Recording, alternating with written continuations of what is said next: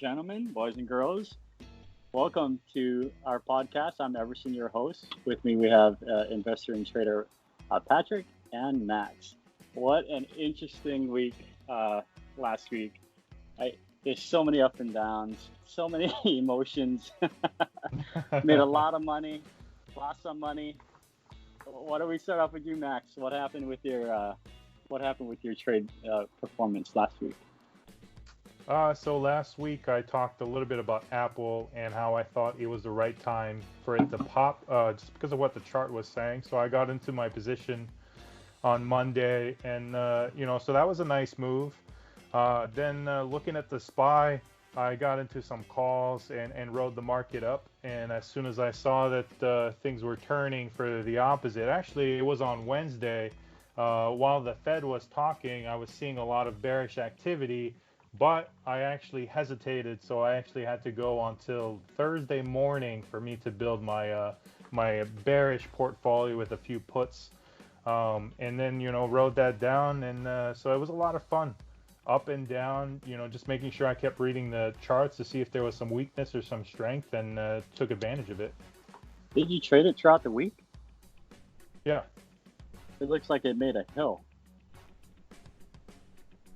It looks like what? It looks like the past week has made itself a hill. Like it's gone up. It's peaked out at its resistance level at about 24.40, or actually, it went up about 24.42. So it's at 354.67. It looks like, or 354.46 rather. And then now it's back down at 338.79. So it made itself a hill. What do you see it going from here? Do you see it going more on the upside, or? So, well, I thought we were going to talk about that later in the show, but you know what? Just to give you guys an idea of what I'm seeing long term in terms of the weekly chart, I'm seeing some very bearish activity. And I wouldn't be surprised if, for 2 or 3 weeks, we're seeing the markets go down. But in terms of the short term, I see a lot of bullish activities on the hourly chart. So I wouldn't be surprised if we have a nice little pullback up. So on Monday, I'm going to build some calls depending on how the market opens up, because I'm seeing a double bottom. And so I'm going to take advantage of that up movement if there is one. Yeah, just going through Bloomberg News earlier before the show, I saw a pretty bullish call from some economists in the Middle East that they thought that the assets and the markets, especially in the United States, were going to soar. How about for you, Patrick? What'd you trade? How did your week go? Yeah, I actually had a tough week. I mean, I can't lie. Monday started off so well. Yeah. But after that, it seemed like every position, even the ones that have been strong in the past few weeks, they just started bleeding out. And even silver actually started going down, which kind of surprised me. I mean, we saw kind of the same thing a few weeks ago, or I guess now it's 2 months ago. In March, when it started crashing, silver actually went down too. So, I guess that's what the pattern is right now. So I was kind of like hurt in every front, because traditionally, like silver and the stocks kind of inverse each other, but now they were both going down. So That hurt me a little bit. And even though I like Max on Thursday, I saw that the chart was going down for the SPY, but I just reacted too late. I thought that I was trying to set it up for Friday, but on Friday, I was seeing it go down, and I was trying to set it up for Monday, but at the end of the day, it just started going up, and I kind of got caught, honestly, on the wrong side. So, yeah, I had a tough week. I hope that next week's a little bit better. I have to mitigate the losses, so. Yeah, I remember in the beginning of the week, Max, he'd said to us, as we were talking, we're trying to, get ahead of the market and trying to predict where the market was going to go. And here, Patrick and I were like, no, it's going to go up. It's going to go up. And Max is like, no, I see it going back down. Yeah. And we got caught in the transition. So a few points that I wanted to bring up, and maybe you both could talk about it also, is false breakouts, timing the market, chasing stocks, and trade thesis. I know it's a lot to come up with, but I personally, I think this is why a lot of people had gotten caught. And I'll go ahead and make a little comedy thing after we do this part. But You guys know where I'm going with it. But as far as false breakouts, timing the markets, and chasing stocks and a trade thesis, what would be your advice, Max, on Well, actually, investors? can I ask? Can we break it up and just do one Yeah, question at a time? That way, I'll be real yeah, quick. absolutely. We could do that. Perfect. So Go the ahead. first question, let's talk about the false breakouts. Sure. Okay. So false breakouts. Now, anytime you're putting a stop loss on the market makers and some of the bigger forces actually have access to that information. So they can actually puncture your stop losses, activate them, get you out of the market, and then go the opposite direction. Now, that doesn't mean you shouldn't use stop losses. They're very important to mitigate how much you're exposed to the market. But you just have to understand that that's a process that does happen sometimes. And so I increased my position with my puts once I saw that the price level had gone below 300, and it went down to 298 something on the SPY. But then it came back up. So there was a false breakout, and then it started building a double bottom. As soon as I see that, I am out. I'm in terms of losses, I didn't even have any losses because I had sold some calls on top of that. And so I just exited because I got confirmation from the charts that I was wrong. So when you have false breakouts, you really have to pay attention to it. As soon as you see the signal you're wrong, get out, and reduces your losses. So an entrance and an exit strategy.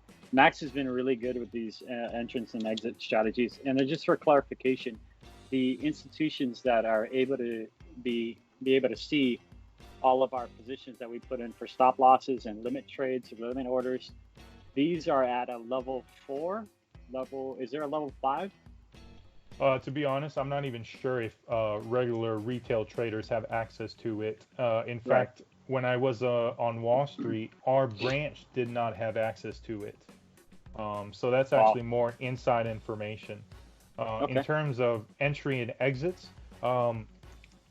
I just look at the charts. I know I'm being repetitive, but to me, the charts tell me everything. It tells me the story. And you guys could tell me the most amazing stock. I don't care what the stock is, but if the charts tell me, hey, you know what? Today's not the right time to buy, I'm not even going to get in. Even if it's the greatest stock of all time, it's going to go up to 1 million. The charts tell me it's not time. It's not. So I'm going to look for support resistance, and the charts tell me where to enter and exit. But in the pre-show, you had made a comment about, confirmation and lining up with fundamentals. I'm going to make a mental note of that. And later on, when we get to our next topics, we'll go ahead and bring that up, fundamentals and chartists regarding to Tesla. And how about for you, Patrick? What did you see as far as a false breakout? I'm looking particularly myself at Friday. Friday was a false breakout day for sure. Yeah, and the thing is that, I mean, we can't disagree with Max, but I mean, the chart doesn't always say everything. Like Friday was a good example. When it went below open and it made like 3 lower highs and lower lows, I mean, that showed a lot of weakness.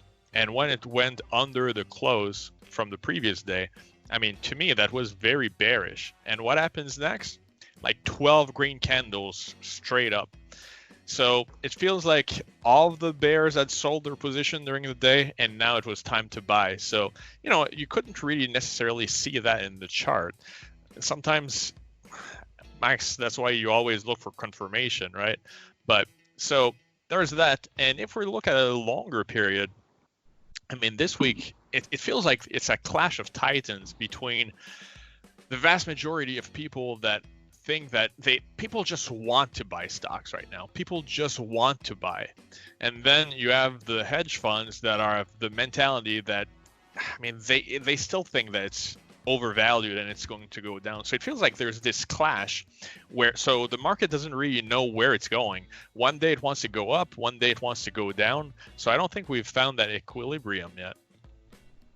Well, I think that people who want to have the stocks go up. I know that a lot of people want that to happen, but I think a lot of people over the quarantine has turned to stocks as their way of trying to be able to make money.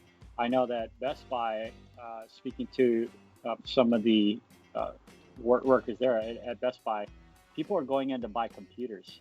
because they want to trade in the stock market. So for some of you Robinhood traders, I was thinking about holding this back before getting to the next topic, but we can re-engage later. Hertz, right? I mean, perfect example. That was a comedy hour right there with Hertz. The great clownery. You had the Robinhood traders that a lot of them were Robinhood traders that pumped this stock. If a company is in bankruptcy status, that means that all the shareholders that's currently in existence holding the shares of stock, they're gonna be taken out unless the company decides that they don't want to file for bankruptcy. But in this case, the judge approved with Hertz for the company to be able to sell off the rest of the shares that have been pumped into the market. I'm sorry if you got bit by it. Many people had gotten bit by by Hertz, but it was a no-brainer for that type of activity. And Patrick voiced that very clearly throughout the week. So be careful, guys, because bankrupt stock doesn't mean that it's necessarily a good buy. Max came in with some knowledge in the pre-show, speaking about how you got to stop talking about the pre-show, because we're going to have a line, waiting for that pre-show, If you guys want to, maybe we'll do a premium for the pre-show. You can get, you can pay something for it, but until we could develop ourselves with these, we'll see what happens. But yeah, no, we talked about it in the pre-show, how there isn't an opportunity for us to trade it, especially with the charts, what the charts are saying. And I do have to agree with them. There is definitely a day trade, especially in the earlier game of the market, for us to be able to get into that. But yeah, I would rather play it safe. But getting back on target, so how about for timing the market, Max? Timing the market, any words for that? Should you time the market? So I think you can do the best you can. If you're correct with your thesis, like you were talking about, you have to. That means that the price doesn't really matter that much. But the worse trader you are, the more important the price will be. Just because right. You're not really sure what you're doing, where the support resistance is. You're not going to protect your losses, and so price matters more the worse you are as a trader, and matters least the better trader you are. So to me, I just follow what the chart tells me. If the chart is wrong, I make sure that I cut my losses, I make my adjustments. And so there's also this other concept where Everson and I can actually go on opposite directions of a stock. We could analyze it very differently, and there is a way where we can both make money. Why? Because we're both sticking to our thesis, and we've prepared all the necessary adjustments, strategy, plans, you name it, positions for us to make money. So it doesn't have to be, well, he went for this stock and Max went against this stock, and they both, or one person won. It's possible that we both win, as long as we stick to our thesis and we've made all the preparations for that move. I tell my clients all the time about that. You want to stay true to yourself. And if you made a mistake in your thesis, the idea is not for you to just break off of what your thesis has said. You still keep it consistent, and basically you fall on that grenade. You know what I mean? You go through the process because you can make adjustments after it's all said and done. Could you make adjustments in the process? Yes, but when we talk about false breakouts and timing the market, all too often what the element of what this leads to is emotions. And when we allow our emotions to be bigger than the understanding of what's happening in the market, we get ahead of ourselves. So instead of making a decision that will later end up, hating ourselves for, just follow through the process. Notate, where you last left off and what the reasons were for of why that happened. And I think you should be in a better shape each and every time, because you make that adjustments later on in your strategy. Well, how about for you, I just Patrick? wanted to add something. I'm sorry. I just wanted to add something right there. So you were talking about emotions, mitigating your emotions with the market. And so whether you win or lose, or you make money or you lose money in the stock market, you should be emotionless. If great news came out for a stock that you have, you shouldn't be excited. That was part of your thesis and you followed through with it. information comes out against your position, you make the adjustments, you get out. There should be no emotions. And so Patrick calls me the Viking all the time. And I feel like that's a big reason why I'm very successful in the market, because there should be no emotions whatsoever. So, I mean, how's this one for emotions? You got 2.5 million jobs in May. Trump's doing a payroll tax that allows businesses to be able to at least tread water for a little longer. But at the same time, I'll give you two negatives. The job losses are equivalent to 1929. We also have the second wave coming with the governments reopening all around the place. Economically, what sounds more sound? So it's really you looking deeper into your fundamentals and you looking deeper into the chart experience that will really give them knowledge no matter what the analysts are saying. Statistically, 2.5 million jobs growth looks pretty good. And a tax for small businesses and everything, where they could deduct taxes, that looks pretty good too. I think it overpowers the two, but let's see the way the news plays it. But we'll get to you, Patrick. What do you think about the timing the market? Yeah, you got me a few topics here. Well, if you don't mind, let me just go back to Hertz. I just want to mention that I don't know if people understand it, but in a bankruptcy, the way that this stock market is done, the bondholders and institutional investors get paid first. So the stockholders get paid last. So that means that let's assume that they do go through bankruptcy. Mm-hmm. If you're holding the shares, it's not necessarily a good risk versus reward. Now, if you're doing day trades on it, or like you're keeping it for 2 days or something like that, and you're just playing on the momentum, that's a different story altogether. But there's a lot of people Max is talking about, right? Yeah, and that's fine. Like, no problem with that. But there are a lot of newer investors out there that started investing recently that saw it like, oh, wow. And one of my friends actually said that before. Oh, wow, it went from $6 to like 55 cents. That means it can only go back up, right? No, not necessarily, right? So that's the point. Is some people made a lot of money with it, but you can't just base your analysis on, is there going to be another fool to buy it for a higher price? So going back to timing the market, right now I don't think that you can just, like, a lot of studies have been made where people timing the market don't necessarily have much better results. And the reason why is, especially right now where we don't really know if it's going to go up or down, like I still very skeptical, even though last week I said I was bullish. I'm bullish because of like other factors like the government and everything, but I don't think that the economy is that strong.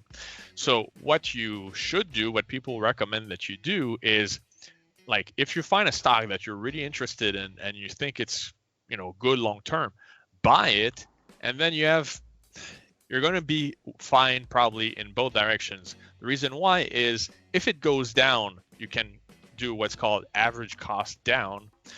You just buy more shares, and that lowers the average price that you bought it.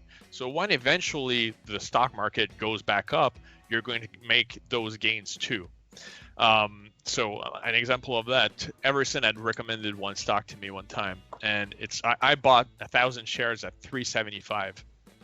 Well, it actually started going down. It went down to $325.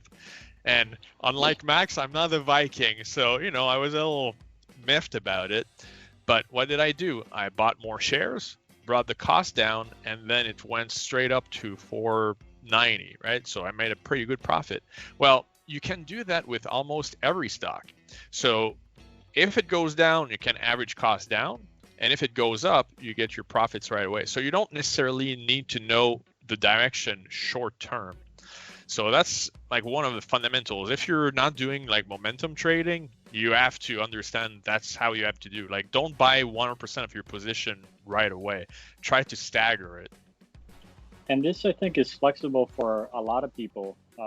Good words of advice, Patrick. I would disagree, but okay, why? Well, I mean, what I'm saying is that there's different strategies for everyone. Patrick had bought the dip, and he saw sort of the same thing that I saw in this stock, ORC. So I mean, I thought it was a great strategy to go ahead and buy the dip. I mean, I would have probably bought the option, the call option for it, but I was chasing other stocks. I play way too much, man. I have over 60 stocks. Emerson, let Max tell me why he's not. I'm in a fighting mode right now. Fighting mode. So come on, Max, bring it. So the thing is, if you're not going to worry about timing the market, that means more than often you're going to buy the top, because that's where the stock gets a lot of media. Oh my gosh, Tesla's going to 1 million. That's probably where you're going to hear about it, and then you're going to buy at the top.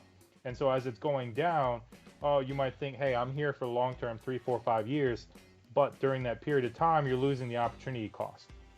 So to me, it's a lot easier to just watch the charts, see where there's a nice bottom at a support, get in there. Even if you have to wait a week, 2 weeks for it, that's fine. Or you can actually not have to wait. You could enter your position and create a discount for yourself on the position, but that's a little bit more advanced. So to me, in terms of timing, I said that price doesn't exactly matter the better you are, but it does matter. I mean, you can't buy a stock at $60 and have it go down to 40 and say, hey, you know what? When it goes to 72, I'm going to make a lot of money. So the opportunity cost to me is very important. Yeah, absolutely. I mean, I agree with that. As you know, like I don't like buying it when it's at its 52 weeks high. But at the same time, if you're always waiting, which I've done many times before, like DraftKings is an example. I've brought it so many times. I put it on my watch list at 19.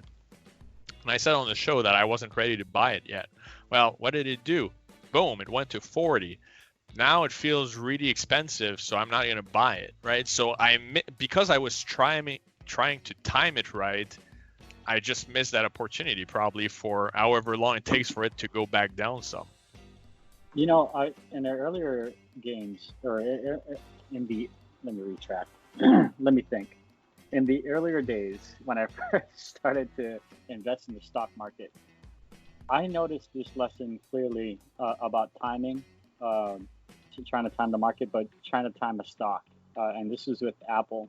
I thought that Apple was so expensive when it started going up to $20 per share, when it started going up to $120 per share. This is before they split and everything, right? And so I see it, past 100, and I'm thinking it's still too expensive, but I bought it anyway, and I made money. The only regret that I had, I didn't let it sit. I should have just let it sit, and I should have just fed it and kept feeding it, because I'd probably be in a different place right now. But but what did your thesis say? I didn't have a thesis. I didn't know anything. Oh, back then. So you could have done whatever you wanted. Buying stocks because, back then you had a $15 fee to trade in and out. So yeah. I didn't have a lot of money. I started off with $200. So this is just a start-off trade for me. But I seen value. So understanding the timing in the market, sometimes you don't want to get into it too deeply, because as our next topic we'll talk about is chasing stocks. Timing a stock can lead for us to start chasing stocks. So Max, so Emerson, you're in the middle then. You're not going to be the tiebreaker. Well, I'll give you an example, right? So AMD, I would chase AMD, and I thought that I could be able to time AMD, right? This was when I first got into AMD, but I didn't understand it. But when it started to make sense to me, I actually got into the right timing of that stock, and that's when I first made my first breakout with options. I think I stock soared about 8,000. I made about 8,000 at that point, and that's when I knew options was my new best friend. On AMD, when it was at $28. It was Max. You can confirm. I said 14. No. Yeah, but for myself, because I've been following it for a long time. When it was at $28, Max, do you remember we played golf and I said, when it's at 24, I'm going to jump in and buy more AMD. And what happened then? It never went back to 24. Now it's at 55. So timing, I understand, like the way you do it, you're advanced, you follow the charts, you know when to get in, like you're making it work. But for most people, it doesn't always work. Mm-hmm. Definitely. Yeah.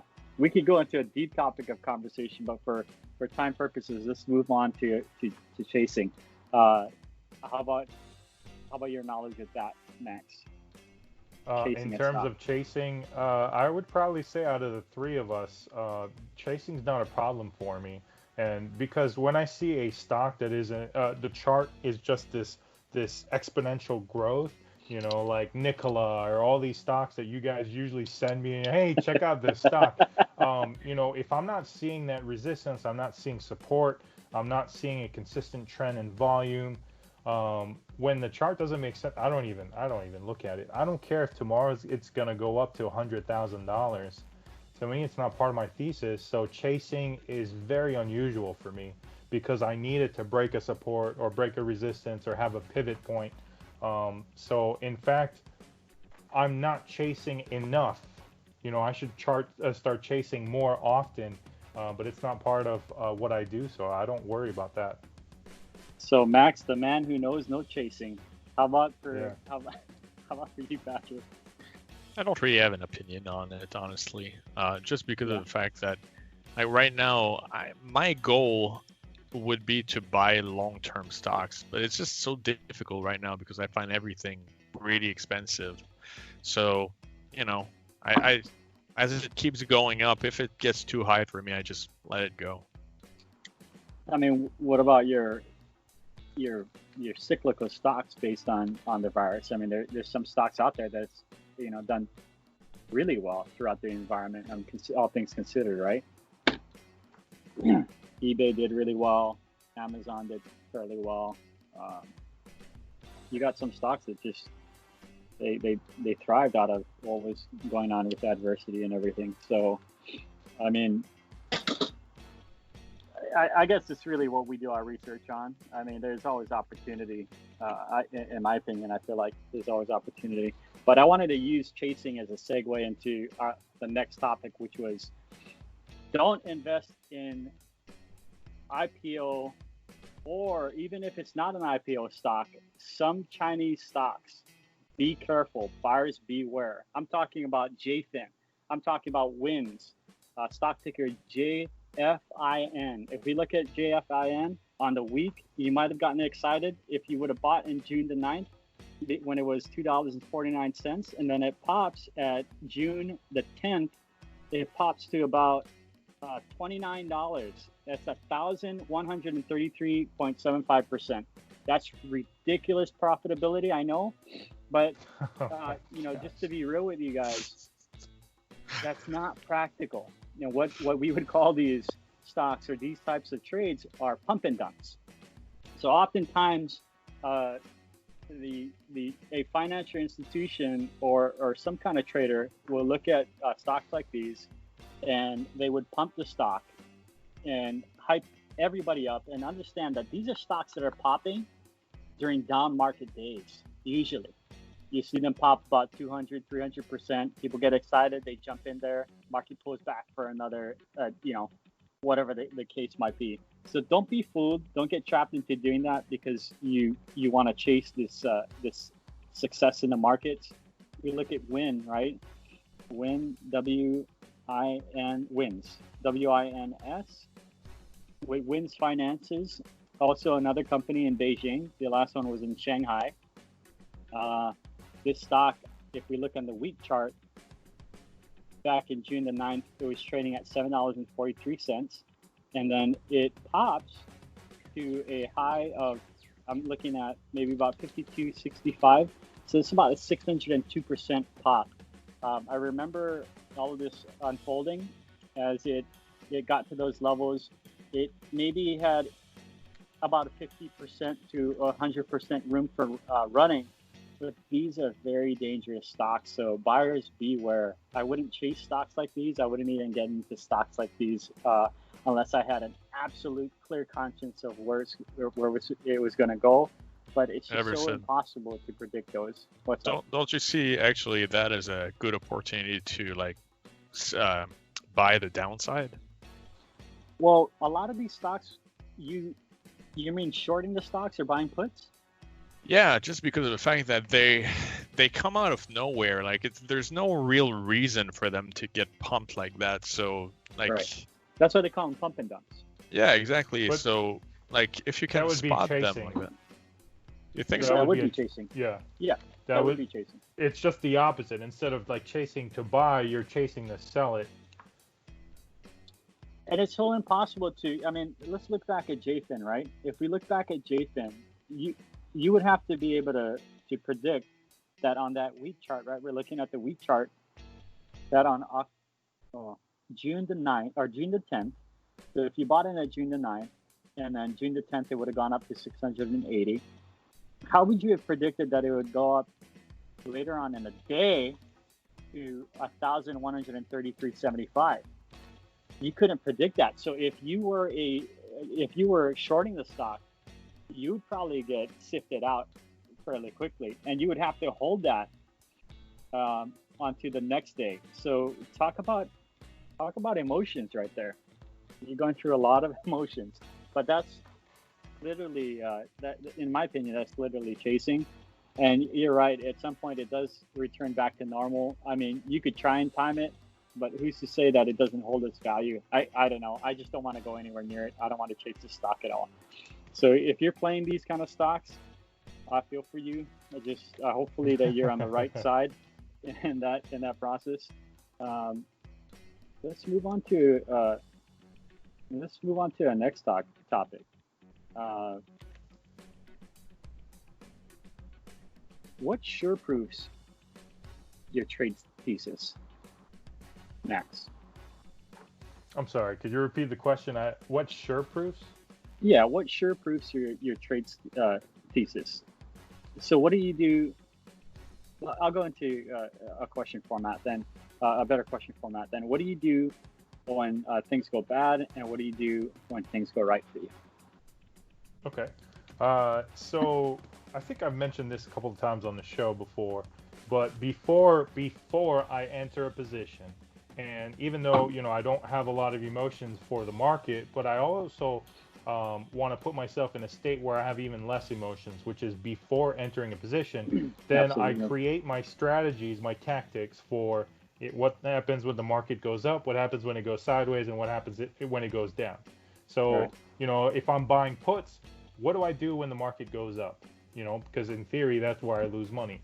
And so I basically have all my strategies written down. That way, when it goes for me, I know exactly what to do. And when it goes against me, I have also my strategy that tells me exactly what to do.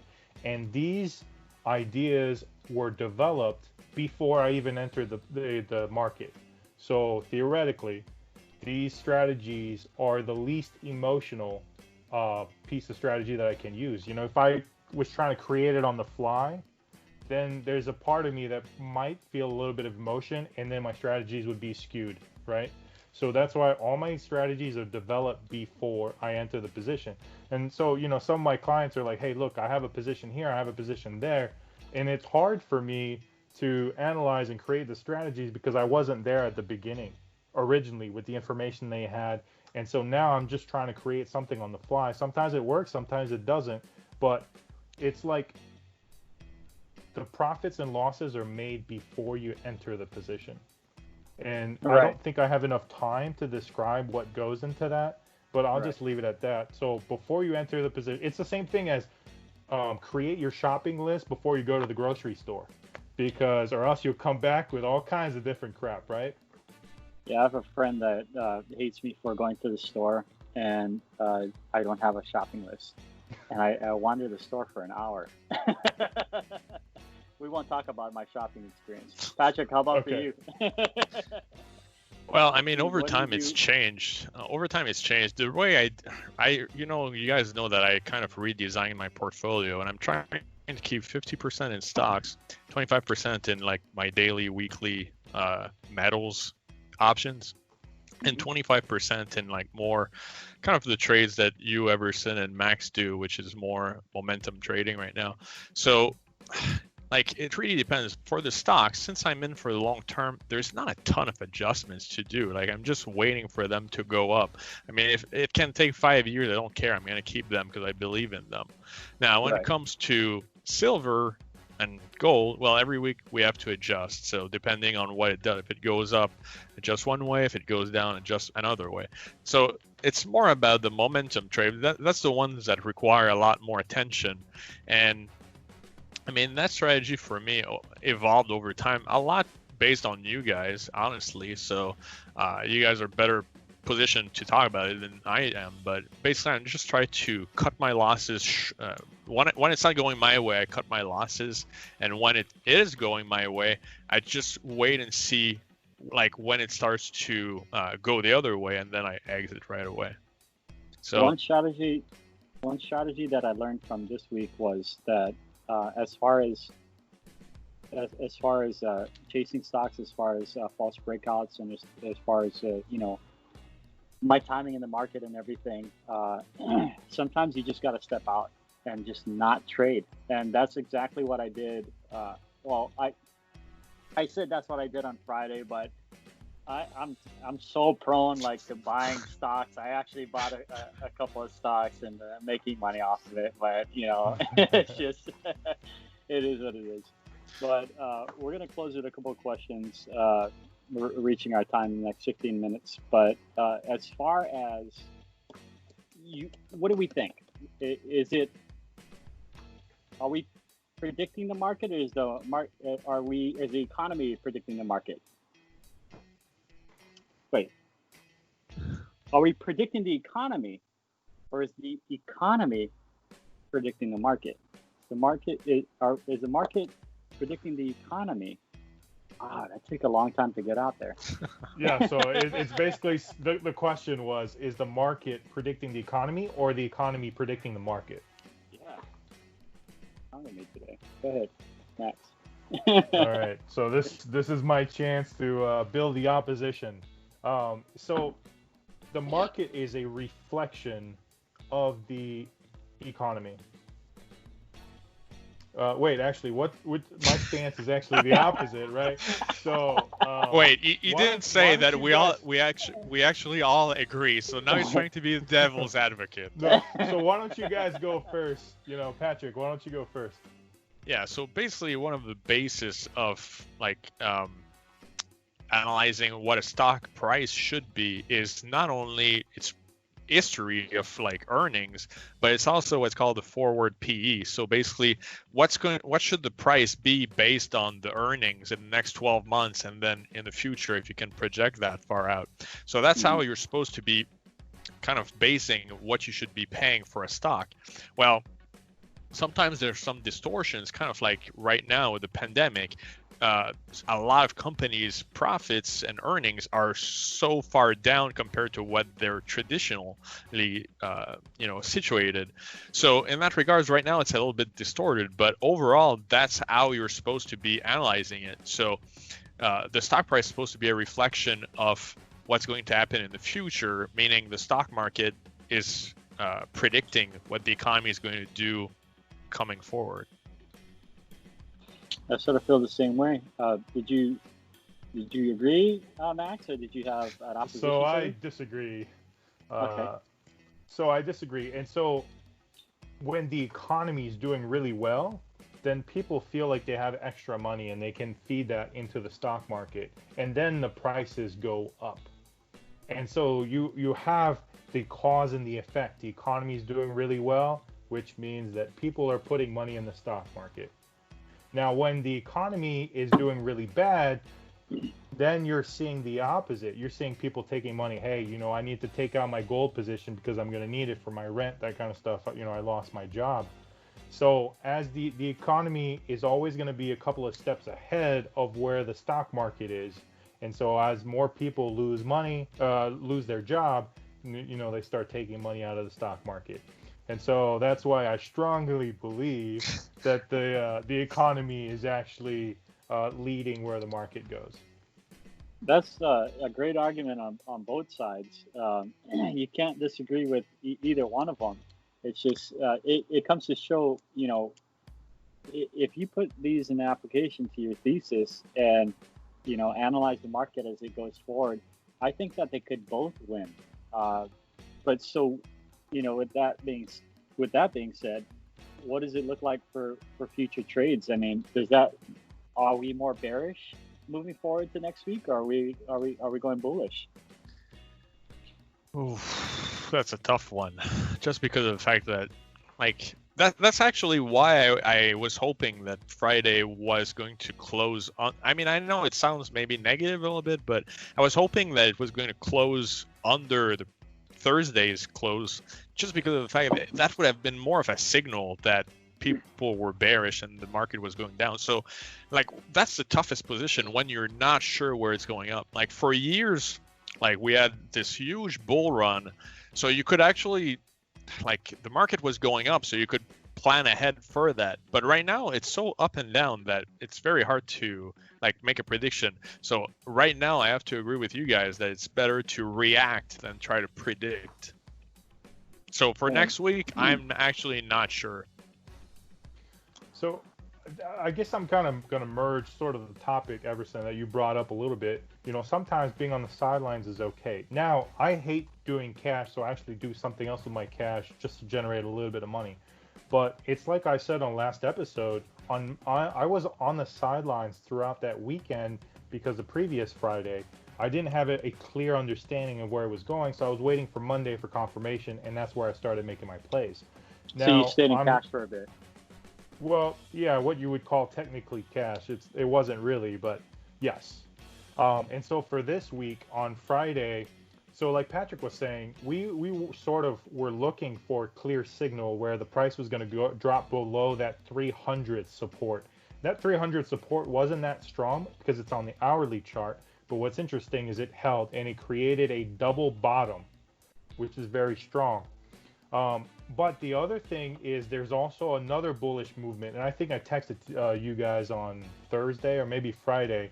If you connect all the bottoms of that uptrend that we've had since the start of March 23rd, I believe, if you connect those bottoms, if you look at where the price stopped on Thursday and Friday, they're actually at the exact same price point as that trend line, which means that, you know, the bulls came out to defend that territory.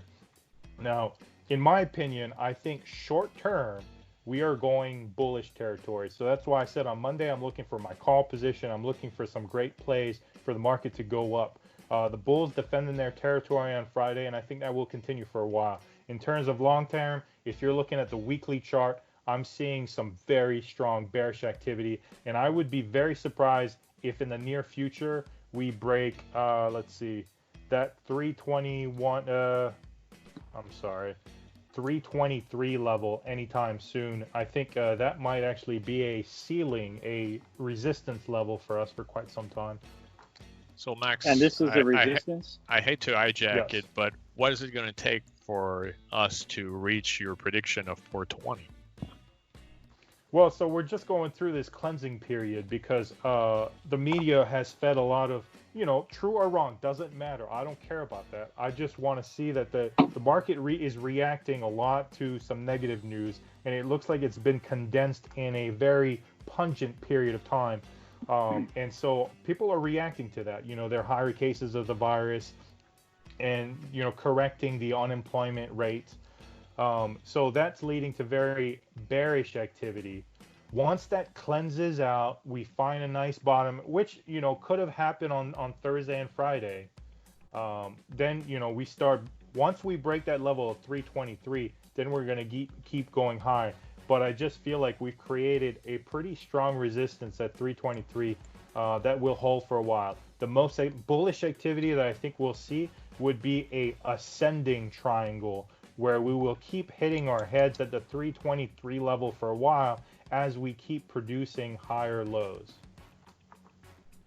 I kind of see that. I kind of see a bull market, but I also see a bear market as well.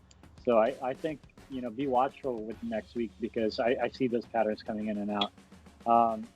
We're running short on time, but I did want to bring in your perspective on what you feel about the Nikola and Tesla.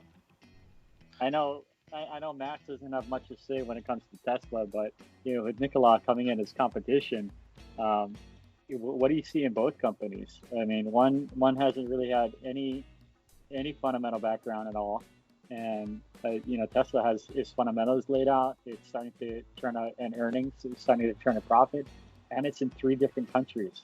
What's your analysis? All right, Patrick, man? start us We'll off. I know you're eager to answer this. Yeah, actually, the thing is that when Nikola was Vecto IQ and it was just starting out, I thought, okay, let's keep a look at that stock over time, see what it does and everything. It has long-term promise and everything, but the fact that we're in a rampant speculation period where people are just looking for the meme stocks and dumping all of their money into it, just hoping that someone's going to buy it higher, to me that kind of ruined that play for now. And the reason why is, even though I've been critical of Tesla in the past, you can't deny that they have an actual technology that's proven and their margins are actually going up, which is extremely good. Yeah, Everson, yeah. No, and also the leadership of Tesla. I mean, Elon just launched a rocket into space. You know what I mean? Like, even though I know SpaceX isn't technically the same as Tesla, it has some of the same leadership. They have technology that's proven and everything. Nikola doesn't have that. Like, I was looking at a chart of the efficiency of the batteries that Tesla has versus fuel cells. One of them is 73%. Let me see, make sure that I have it right. I mean, I closed off the website, but one of them is like, it's 3 times more efficient, the batteries, than the fuel cells currently. Now, does that mean that they can't develop the technology in the future to be more efficient? Of course they can, but I mean, it's just not, the valuation right now is ridiculous. And Elon called them out on it this week. I thought that was pretty funny. So right now, Nikola is just pure speculation. I'm not touching it. It looks So like. are you buying Tesla then?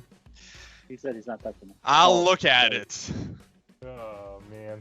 Wow, this is interesting.